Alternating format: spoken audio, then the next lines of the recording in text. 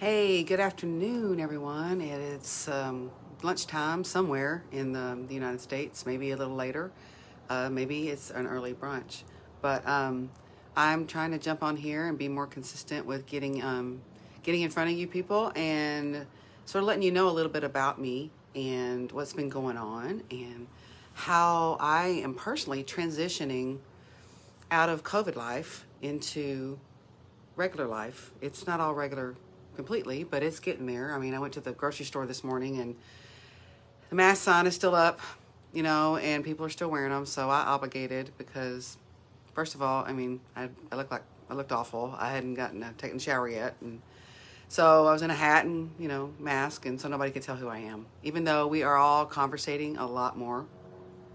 And we are reaching out to each other. We're talking to each other more, for the most part. There are some people that are a little afraid still, but it's really nice to see people coming out of it. And we're lucky here in Texas. We've been ahead of the curve in a lot of ways. We haven't had many cases, if any, in the last couple of months since we opened back up, and it's been awesome. But it's also awesome for me because I have this thing I like to do. I like to talk to strangers. I like to engage with people in public places. It could almost be called a compulsion. I really, really like to engage with people down the grocery aisles and in stores. And I had a lady today that even actually was in a hurry, was throwing things in her cart, and I'd seen her in different parts of the store, and she asked me, "Do you know where the tomato sauce is?" It's the stores, they like to move everything around and then you can't find anything, especially Kroger, at least our Kroger.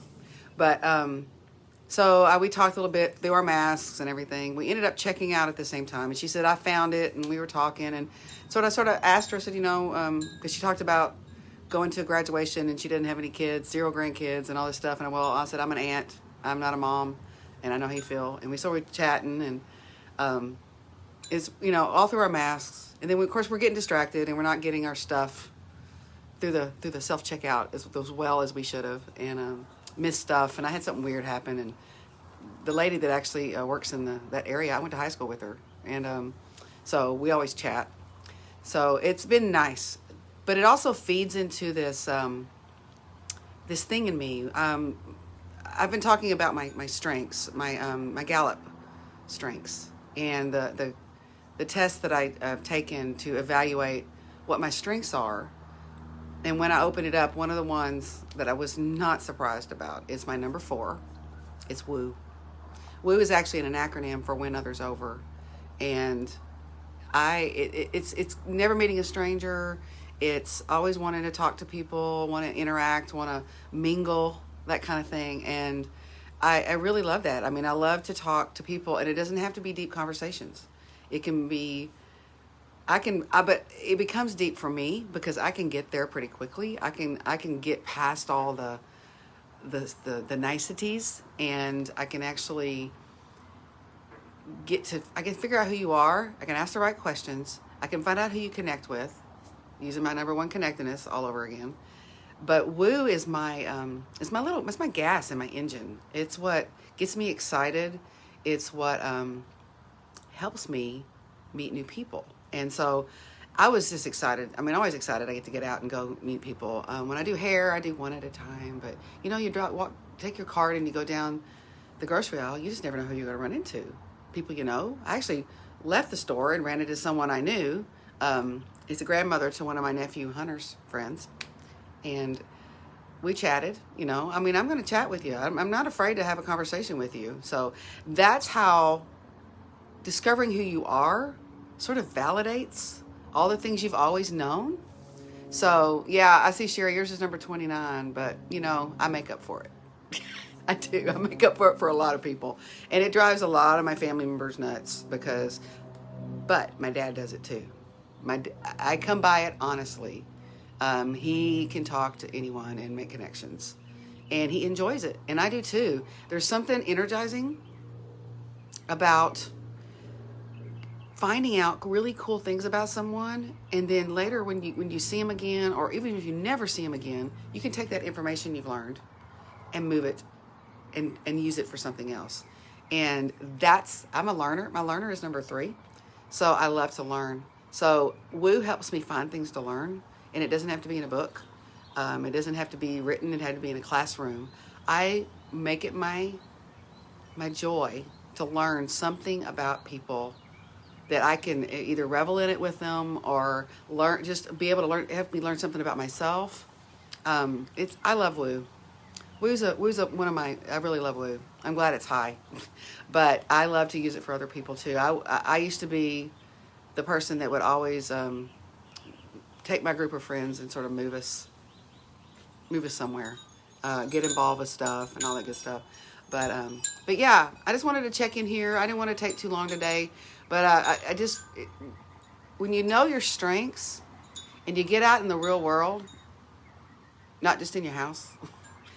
This is the real world, but for those of us who need to get out and see people, it's nice to recognize and acknowledge that all the things that God made you as and put in your life that show up as your strengths, they're really cool.